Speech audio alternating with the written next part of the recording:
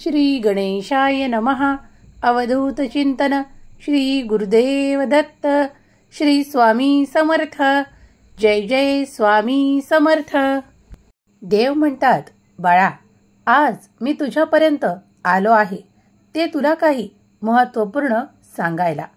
इथून पुढे तुझ्या आयुष्यात खूप काही असे परिवर्तन होणार आहे ज्यासाठी तू सज्ज असावे अशी मी तुला आज्ञा करायला आलो आहे. बाळा, हे शुभ परिवर्तन तुझ्यासाठी खूप काही महत्त्वाचे ठरणारे आहे. तेव्हा म्हणूनच मी अगोदरच तुला ते काही संकेत द्यायला आलो आहे. बाळा, तू जे काही मनावर आजकाल घेतले आहे, तू खूप काही कष्टही त्यासाठी करत आहे. मी पाहत आहे की तू त्यासाठी जे प्रयत्न दिवस रात्र आणि मनात खूप काही मोठ्या आशा ठेवत आहेस, त्या सर्व काही मी जाणतो आणि त्यासाठी तू प्रयत्न देखील करत आहे. यासाठी मी खूप आनंदी आहे. बाळा, तुम्ही जेव्हा प्रयत्न करता आणि त्या प्रयत्नाच्या मागे माझ्याकडे आशा मागता, तेव्हा मी तुम्हाला कधीही निराशा येऊ देत नाही. बाळा, तुमच्यासाठी सर्वोत्तम काळ येत आहे, जो काही अशा घटना तुमच्या जीवनात देईल ज्या तुम्हाला अशा उंच ठिकाणी ठेवणार आहे, ज्यासाठी तुम्ही इतके प्रयत्न करत आहात. ते सर्व काही प्रयत्न एकत्र येऊन तुम्हाला खूप मोठे यश दिल्या जाणार आहे. बाळा, इथून पुढे खूप काही अचानकपणे ज्या काही घटना तुझ्या जीवनात घडणार आहेत, त्या खूप काही महत्त्वपूर्ण आहेत. कारण त्या जेव्हा अचानकपणे तुझ्या पुढे येतील, तेव्हा तू घाबरून जाऊ नकोस आणि गोंधळून सुद्धा जाऊ नकोस. म्हणूनच हा संदेश मी आज तुला देत आहे. बाळा, तुम्हीच मागितलेले जे काही माझ्याकडे आशीर्वाद आहे, तुम्ही जी काही पूर्वी प्रार्थना केली आहे, त्याचेच फळस्वरूप काही घटना तुमच्या आयुष्यात ते परिवर्तन घडवणार आहेत, ज्यासाठी तुम्ही देवाला खूप काही मागितले आहे. तेव्हा आता देवाने तुमच्याकडे ते चमत्कार पाठवण्याचे निश्चित केले आहे. बाळा, तुम्हाला आता ते सर्व काही अद्भुत चमत्कार प्राप्त होण्याची वेळ आली आहे. बाळा, या अवस्थेत तू स्थिर राहा, गोंधळून जाऊ नकोस. देव आणि देवाचा आशीर्वाद तुझ्या पाठीशी उभा असताना तुला गोंधळण्याची आवश्यकता नाही. कारण हे परिवर्तन, या काही घटना या इतक्या वेगवान गतीने तुमच्यापर्यंत येणार आहेत, ज्यामुळे तुम्ही गोंधळून जाऊ शकता. म्हणून तुम्हाला सांगू इच्छितो, मनापासून देवाचे ध्यान करा, देवाचे नामस्मरण करा. त्यामुळे तुमचे आत्मबल वाढेल. ज्या काही घटना खूप काही परिवर्तन घेऊन येत आहेत, ते सर्व काही सहन करण्याची ताकदही तुम्हाला प्राप्त होईल. ते खूप काही असे जे तुम्हाला इथून पुढे आयुष्यात प्राप्त होणार आहे, त्यासाठी खूप काही तुमच्या मनाची तयारीही तुम्हाला करावी लागेल.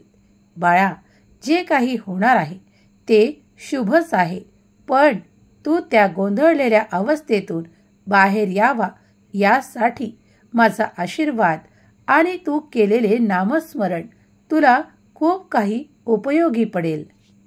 तुम्ही इथून पुढे तुमच्या आयुष्यात, तुमच्या जीवनात जे काही सुख अपेक्षित केले होते, देव त्याच्याही दुपटीने तुम्हाला आशीर्वादाच्या रूपात, चमत्काराच्या रूपात ते आनंद देण्यासाठी येत आहेत. बाळा, ते स्वीकारण्याची तुझी तयारी आहे? जर तू या क्षणाला सज्ज असशील तर होय स्वामी, ते मी स्वीकार करतो. तुमच्याकडे वैवाहिक जीवनात ज्या काही आजपर्यंत तुम्हाला अडचणी होत्या, त्यातूनही तुम्हाला काही असे मार्ग काढून दिल्या जातील. आणि जे कोणी तुमच्या मार्गात खूप काही अडथळे आणत होते, जे तुमच्यासाठी नाते अयोग्य होते, आणि त्यातून नेहमीच तुम्हाला ते कलहाचे वातावरण प्राप्त होत होते, त्या सर्व काही दुष्ट व्यक्तींना तुमच्यातून दूर करण्यात येत आहे. बाळा, आजपासून या क्षणापासून तू देवावर संपूर्ण विश्वास ठेव, कारण आता इथून पुढे तुझे आनंदाचे सौख्याचे दिवस तू पाहशील. तुझे वैवाहिक जीवन अतिशय आनंदाने परिपूर्ण होईल, कारण माझा आशीर्वाद तू त्यासाठी मागितला आहे. म्हणून मी आज तुला त्याबद्दल आशीर्वाद देऊ इच्छितो की तुमच्या जवळून जे काही प्रेम आजपर्यंत दुरावलेले होते, ते प्रेम तुम्हाला प्राप्त होईल. ते सुसंवाद प्राप्त करण्यासाठी तुम्ही फार इच्छुक होतास, ते सर्व काही तुम्हाला प्राप्त होणार आहे.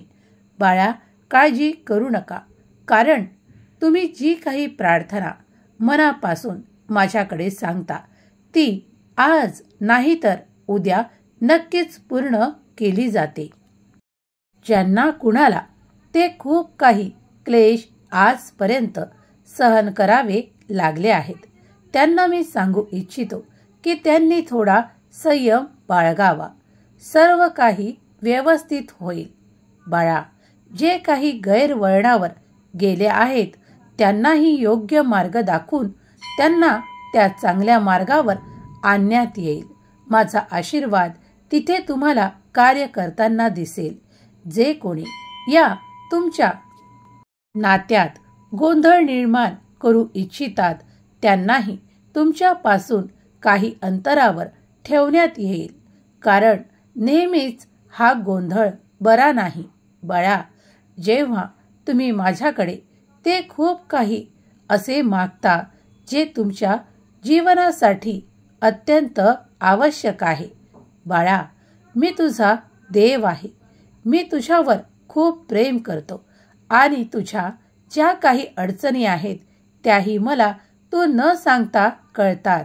तेव्हा मी आता त्या तुझ्या सर्व काही अपेक्षांची पूर्तता करण्यासाठी माझा आशीर्वाद आणि माझे चमत्कार तुझ्याकडे देऊ इच्छितो. आता तू त्या चमत्काराचा अनुभव घेशील की आता तुम्हाला ते कलह संपलेले दिसतील, तुमच्यात वादविवाद थांबलेले दिसतील.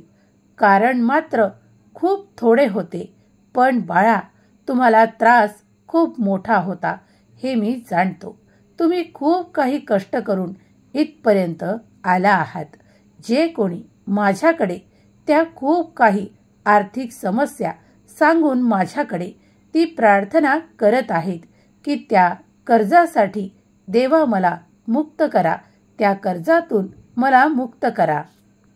देव म्हणतात, बाळा, ज्याप्रमाणे उन्हाळा लागला की विहिरी थोड्या कोरड्या पडतात, जलाशय थोडे कमी होते, त्याचप्रमाणे जेव्हा पावसाळा येतो आणि सर्वीकडे जलाशय तुडुंब भरल्या जाते आणि सर्वीकडे आनंद पसरतो, त्याचप्रमाणे तुमच्या आयुष्यातही ते तसेच होणार आहे. बाळा, तुम्ही ज्या आर्थिक समस्येतून आज जात आहात त्या काही काळापुरत्या आहेत. आता पुढील काळात तुम्हाला आर्थिक संपन्नतेचा आशीर्वाद प्राप्त होऊन तुमचे ते सर्व काही प्रश्न संपवण्यात येतील. जे कोणी बाळ माझ्याकडे या क्षणाला त्या कर्जाबाबतीत विचारणा करत आहे, त्याला मी आशीर्वाद देऊ इच्छितो की थोडे थोडे करून ते सर्व काही ऋण फिटून जाईल.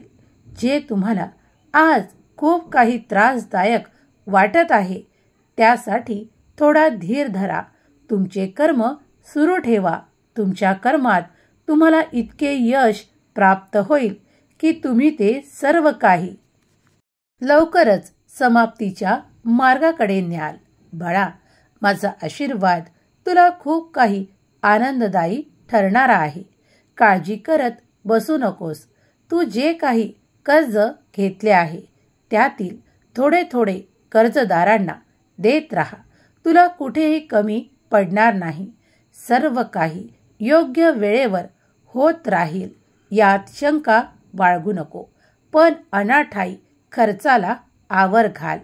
जेव्हा तुम्ही अनाठायी खर्चांवर काही ताबा मिळवता तेव्हा तुम्ही अधिकतेत स्वतःला प्राप्त करता. बाळा, मी म्हणत नाही की ज्या ठिकाणी तुम्ही खर्च करा तो जर तुमच्यासाठी आवश्यक असेल तर तो नक्कीच करा. पण ज्या ठिकाणी तुम्हाला असे वाटते की या वस्तूंची आज आवश्यकता नाही त्यात तुम्ही गुंतवणूक करू नका. बाळा, हाच तुमचा आर्थिक प्रश्न काही तुम्हाला इतका भेडसावणार नाही ज्यामुळे तुमच्या हाताशी काही धनही राहील. बाळा, तेव्हा तुम्हाला अधिक विचार करण्याची आवश्यकता पडणार नाही. बाळा, तुम्ही खूप काही कष्ट करून जो काही पैसा आर्थिक संपन्नता प्राप्त करता त्याला तुम्ही विचारपूर्वक त्याच ठिकाणी खर्च करावे ज्यासाठी त्याची योग्यता आहे. संसारात उधळेपणाचा काहीही उपयोग होत नाही. बाळा, अनावश्यक खर्च करणे टाळा आणि तुमच्या त्या समस्या कमी होताना तुम्ही पाहाल. बाळा, आज मी तुम्हाला जे काही मार्गदर्शन देत आहे जर तुम्ही त्याशी सहमत असाल तर होय स्वामी, मी सहमत आहे दर्शवा. तुम्ही आता इतक्या विपुलतेकडे समृद्धीकडे वाटचाल करणार आहात कारण तुम्ही तो योग्य मार्ग धरला आहे. कारण देवाने तुमची प्रार्थना ऐकून तुम्हाला तो मार्ग दाखवला आहे. पण जर तुम्ही हे जाणता की लक्ष्मी माता चंचला आहे, ती एका ठिकाणी स्थिर होत नाही, त्याप्रमाणे जर तुम्ही भगवंताकडे ती प्रार्थना कराल, देवी मातेकडे स्थिर होण्याची ती प्रार्थना कराल, तेव्हा देव तुम्हाला ते आशीर्वाद नक्कीच देतील. जेव्हा तुमचे विचार त्या योग्य ठिकाणी तुम्हाला घेऊन जातील आणि काही असे निर्णय घेतल्या जातील ज्यामुळे ती स्थिर पावेल. बाळा, चिंता करू नका कारण तुम्ही खूप काही कष्टाने जे काही कमावता त्यात उधळेपण करणे थांबवा. त्यामुळे तुम्ही अधिकतेकडे विपुलतेकडे वाढाल. देव म्हणतात, बाळा, मी हे सांगितल्यावर काळजी करण्याची आवश्यकता नाही. तुझे जीवन विपुलतेकडे समृद्धीकडे वळवल्या जात आहे. पण हेही सांगणे तुला तितकेच आवश्यक आहे म्हणून तुला सांगितले. बाळा, तुमच्या आयुष्यात आता तो कठीण काळ निघून गेलेला आहे. खूप काही शुभ परिवर्तन येत आहे जे तुम्हाला समृद्धीकडे नेत आहे. तेव्हा ही समृद्धी सांभाळण्याचे कार्यही तुम्हालाच तुमचे करावे लागेल. जे कोणी बाळ त्या कर्जापासून मुक्तता मिळवण्यासाठी खूप काही प्रयत्न करत आहे त्याला माझा आशीर्वाद निरंतर आहे की तो लवकरच त्यातून मुक्तता पावणार आहे. तुम्ही अत्यंत भाग्यशाली आहात. तुमच्याकडे त्या समस्येचे निराकरण करण्यासाठी काही मार्ग तुम्हाला दाखवण्यात आले आहे आणि तुम्ही त्या मार्गाचा अवलंब करत आहात. बाळा, जेव्हा कोणी आपले कर्म करत देवाकडे ती प्रार्थना करतात तेव्हा देवही तुमच्या प्रार्थनेचे स्वीकार करतात आणि तुम्हाला अधिकतेकडे विपुलतेकडे घेऊन जातात. माझे आशीर्वाद निरंतर तुझ्या सोबत आहे. तुला ते सर्व काही सुख आनंद प्राप्त होणार आहेत. काळजी करू नकोस. देव म्हणतात, बाळा, तुम्ही खूप काही मागील काळात असे चांगले कर्म केले आहे ज्यामुळे देवाने तुमच्यासाठी ती समृद्धी निवडली आहे. ते द्वार तुमच्यासाठी उघडण्यात आले आहे जिथून तुम्हाला त्या विपुलतेचा समृद्धीचा आशीर्वाद प्राप्त होणार आहे. प्रत्येकासाठी तो त्याच्या कर्मानुसार राहील. जो जितके कर्म करेल तो तितकी प्राप्ती देखील करेल. बाळा, प्रत्येकाचे कर्म वेगळे आहेत. प्रत्येकासाठी चांगले कर्म करणे हितावह आहे. जो जितके चांगले कर्म करेल आणि तिथून त्याला तेवढेच अधिकाधिक आशीर्वाद प्राप्त होतील. बाळा, तुम्ही पूर्वी खूप काही चांगले कर्म केले आहेत. देवानी ते सर्व काही एकत्रित करून तुमच्याकडे मोठा चमत्कार पाठविण्याचे योजिले आहे. आता तुम्ही जे काही कार्य करत आहात त्यात तुम्हाला दुपटीने वेगवान गतीने तुमची प्रगती झालेली पाहता येईल. त्यामुळे तुमचे जीवन समृद्ध करण्यात येणार आहे. देव म्हणतात, बाळा, मी सदैव तुझ्या पाठीशी उभा राहून तुझ्याकडे त्या स्थैर्याचा आशीर्वाद तुला देऊ इच्छितो. तू आजपर्यंत खूप काही भटकत होतास. ती तुझी भटकंती माझ्या आशीर्वादाने थांबणार आहे. तुमच्या आयुष्यात जीवनात तुम्ही ते स्थैर्य प्राप्त करणार आहात. आता जेव्हा माझा हा मोठा आशीर्वाद तुम्ही प्राप्त कराल तेव्हा तुमच्या आयुष्यात अधिक उत्साह, अधिक आनंद प्राप्त कराल. देव नेहमीच तुझ्या पाठीशी उभे आहेत. तू पुढे चालत राहा. तुझ्यासाठी देवांचे अनेक चमत्कार होणार आहेत. काही शुभ घटना होणार आहेत. तुमच्या घरात खूप काही शुभ परिवर्तन होणार आहे. त्यासाठी सज्ज राहा. बाळा, तुझे कल्याण होईल. ज्यांनी कुणी हा स्वामी संदेश इथपर्यंत ऐकला आहे त्यांनी स्वामी नामाचा जप करायला विसरू नका. देव तुमच्या आयुष्यात स्थिरता प्रदान करण्यासाठी तुम्हाला आशीर्वादित करत आहेत. ज्यांनी कोणी हे सर्व काही आशीर्वाद प्राप्त करण्यासाठी देवांकडे प्रार्थना केली आहे त्यांची सर्वांची ती प्रार्थना देव स्वीकार करोत. स्वामी माऊली त्यांच्यावर कृपांचा आशीर्वाद देवोत. हीच स्वामी माऊली चरणी प्रार्थना. तुम्ही या संदेशापर्यंत येऊन हा संदेश श्रद्धेने, विश्वासाने ऐकला आहे, देवांचे आशीर्वाद स्वीकार केले आहे, तर नक्कीच देव तुमचे कल्याण करतील. यात शंका घेऊ नका. केलेली सेवा स्वामी चरणी अर्पण करते. श्री स्वामी समर्थ. जय जय स्वामी समर्थ. श्री स्वामी समर्थ. जय जय स्वामी समर्थ. श्री स्वामी समर्थ. जय जय स्वामी समर्थ. श्री स्वामी समर्थ. जय जय स्वामी समर्थ.